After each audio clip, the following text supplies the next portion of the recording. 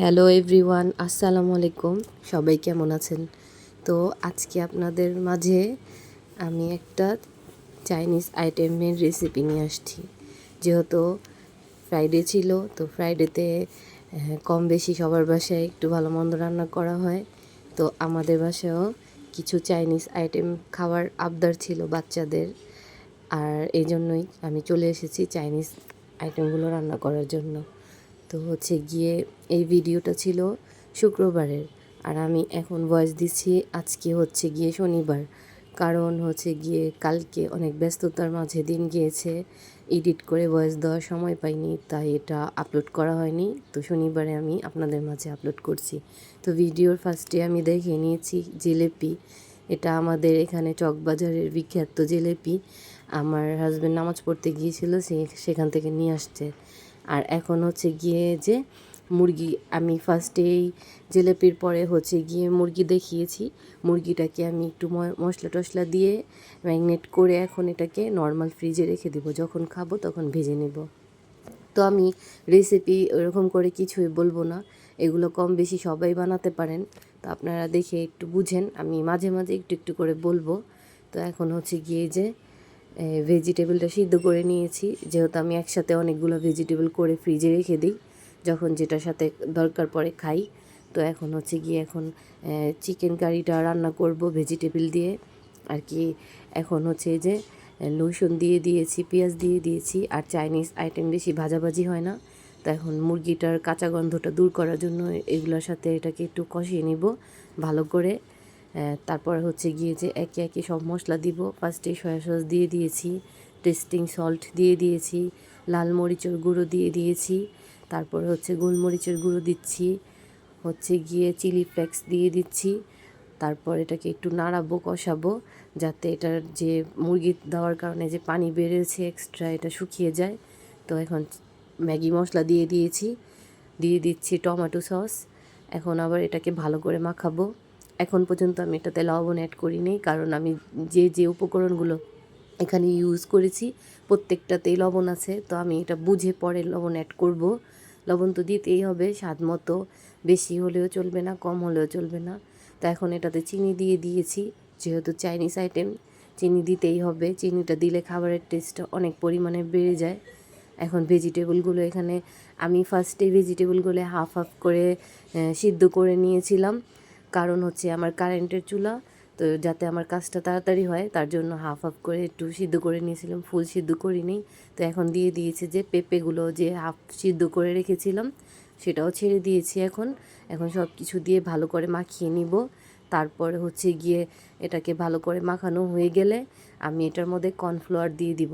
যেহেতু Chinese item, আমি বেশি এটা অনেকক্ষণ সময় ধরে রান্না করব না, জাস্ট কর্নফ্লাওয়ারটা শুধু একটু ভালো করে এটার কাঁচা কাঁচা গন্ধটা চলে গেলে আর এটা ঘন হয়ে গেলে, ঘনত্বটা হলো নিজের উপরে, যে যেমন ঘনত্ব খেতে পছন্দ করে।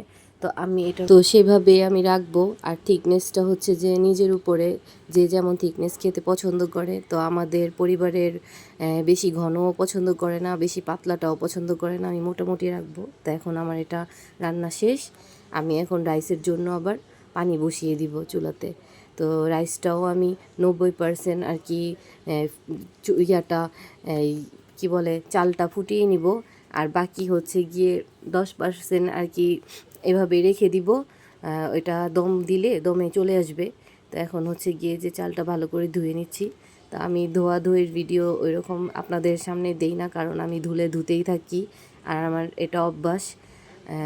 আর রান্না করতে করতে 500 বার হাত ধুতে যাব, এটাও আমার অভ্যাস। তো এগুলো দেখলে আপনারা বিরক্ত হয়ে যাবেন, তো সচরাচর আমি দেই না। তো আজকে মেয়ে ক্লিপটা নিয়েছে, তো চিন্তা করলাম যাক শেয়ার করি। আর এখন এই যে লবণের মধ্যে ম্যাগি মশলা, তারপরে হচ্ছে ডিমের মধ্যে হচ্ছে গিয়ে ম্যাগি মশলা, গোলমরিচের গুঁড়ো, তারপরে হচ্ছে গিয়ে লবণ, সব কিছু দিয়ে ভালো করে এটা মিক্স করে নিব। আর এই যে এখন চালটা পানি ফুটে গিয়েছে, তো এটার মধ্যে ছেড়ে দিয়েছি। এটাকে 90% পর্যন্ত শুধু ফুটিয়ে নিব, যেটা বলেছি আর কি। তারপর এটা একটা ঝাঁঝরিতে ঝরিয়ে ফেলবো। বাকি যে 10% একটু একটু থাকবে, সেটা আমি যখন এই রাইসটার জন্য সব মশলা রেডি করব, সেটার মধ্যে ছেড়ে দমে দিয়ে দিলে এটাও হয়ে যাবে। তো এই যে, আর এখানে দেখতে পাচ্ছেন চাল অনেকগুলো। আর আজকে হচ্ছে গিয়ে আব্বু আম্মুদেরকেও আমি খাবার দিব আর কি। আমার আব্বু রাইসটা অনেক বেশি পছন্দ করে, তো 2 ফ্যামিলির জন্য রান্না করতেছি, তার জন্য সব কিছু একটু বেশি বেশি। তো হচ্ছে গিয়ে যে এখন ডিমটাকেও ভালো করে আমি করে নিচ্ছি, কিমা করে নিচ্ছি। কারণ হচ্ছে গিয়ে আমার এরকম করে রান্না করতে বেশি ভালো লাগে। আর আমার জিনিসপত্র দেখে কেউ কিছু মনে করবেন না, আমার কাছে আধুনিক জিনিসপত্রও আছে। কারণ আমার কাছে এগুলো দিয়ে রান্না করতে আমি অনেক বেশি লাইক করি, স্বাচ্ছন্দ্যবোধ মনে করি। আমার কাছে ভালো লাগে, মজা লাগে এগুলোতে রান্না করতে। ফ্রাই প্যান সবই আছে। আর যে কড়াইটাতে আমি ডিম কিমা করেছি এটা অনেক ভালো। এটার মধ্যে তেলের সব কিছু আমি ভাজা ভুনা করি, আপনারা প্রায় সময় দেখতে পান। আমার কাছে এগুলোতে রান্না করতে খুব ভাল লাগে। আর এখন হচ্ছে গিয়ে যে এখন ফার্স্টে এটার মধ্যে ঘি দিয়েছিলাম, তেল দিয়েছিলাম, তারপর মুরগি কিউব করে কেটে রেখেছিলাম, হচ্ছে গিয়ে যে চিলি ফ্লেক্স দিয়েছি, ঘি কি বলে এটাকে, যে টেস্টিং সল্ট দিয়েছি, গোলমরিচের গুঁড়ো দিয়ে দিব। একে একে সবগুলো মশলা এটাতে দিয়ে দিব। আর আস্তে আস্তে করে সবজিগুলোও ছেড়ে দিচ্ছি, কারণ হচ্ছে গিয়ে এটা বেশি টাইম নিয়ে রান্না করব না। যেহেতু চাইনিজ আইটেম এত বেশি পুরোপুরি 100 ভাগের 100 ভাগই রান্না করে খায় না কেউ। এটা মোটামুটি একটু একটু দাঁতে বাজলে খেতে ভালো লাগে। তো এখন হচ্ছে গিয়ে এখানে ম্যাগি মশলাটাও দিয়ে দিয়েছি। আর আমি রেসিপি কি বলবো, এগুলো তো নর্মালি আপনারা সবাই জানেন। বাংলা আর চাইনিজ আইটেমের মধ্যে অনেক তফাৎটা, সেটার মশলাও একটার সাথে একটা মিলবে না, আর রান্নাও কখনো মিলবে না। সবটাই হলো যে একটু আলাদা। তো এভাবে এটাকে ছাড়তে চেয়েছিলাম, তো দেখতেছি অনেকগুলো পারিনি। তো একটা চামচের সাহায্যে একটু একটু করে দিয়ে একটু একটু করে নাড়াবো। আর সবচেয়ে বড় কথা হচ্ছে গিয়ে চাইনিজ আইটেমের মধ্যে আপনারা যত বেশি টমেটো সস ইউজ করতে পারেন, আপনাদের রান্নাটা তত বেশি টেস্ট হবে। আর পরে হচ্ছে গিয়ে যে এখন পোড়াটা চাল এটার মধ্যে ছেড়ে দিয়েছি। তারপর আমার মনে হবে যে এটার মধ্যে একটু সস কম লাগছিল, তারপরে আরও সস দিয়ে দিব এটার মধ্যে। তারপর হচ্ছে গিয়ে আমি এটাকে দমে বসিয়ে দিব। আর এটাতে চিনিও কিন্তু দিয়েছিলাম। চিনিটা দিলে এটার টেস্টটা অনেক বেশি বেড়ে যায়। আর হচ্ছে গিয়ে আমার কাছে মনে হচ্ছিল একটা ম্যাগি মশলাও প্রয়োজন, তো আমি দিয়ে দিয়েছি। আমি আর কি চাইনিজ আইটেমের যা যা মশলা প্রয়োজন আমি সব কিছু একটু বেশি বেশি করে দিয়ে দিয়েছি এগুলোতে। এগুলো দিলে একটু খাবারের মানটা ভালো হয় আর খেতেও মজা লাগে। আর হচ্ছে গিয়ে আমি খাবারে সব কিছুতে ঘি ইউজ করেছি। তো আপনারা যদি আমারটা ফলো করে কেউ রান্না করতে চান, তো আপনারা বাটারও ইউজ করতে পারবেন, কোনো সমস্যা নেই, দুইটাই দেওয়া যায়। তো বেশিরভাগ সচরাচর মানুষ বাটারটা ইউজ করে, কিন্তু আমার কাছে ঘি অ্যাভেলেবেল ছিল, তো আমি দিয়েছি। আর হচ্ছে গিয়ে এখন এটাকে নাড়াচাড়া করে দিচ্ছি। এখন এটা দমে দিয়ে দিব, এটা হয়ে যাবে কিছুক্ষণ পরই।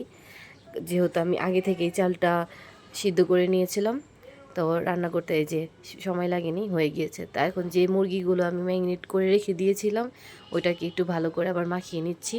আর এখানে যে আমি একটা মশলা রেডি করে রেখেছিলাম ভাজার জন্য, হচ্ছে গিয়ে ময়দা দিয়ে বানিয়েছিলাম এটা। এটার মধ্যে আরও কিছু জিনিসপত্র অ্যাড করেছি, ভিডিওতে আপনারা দেখতে পেরেছেন। তো এখন হচ্ছে গিয়ে একে একে করে মুরগিগুলো এটাতে ছেড়ে দিব, আস্তে আস্তে করে সুন্দর করে ভেজে নিব।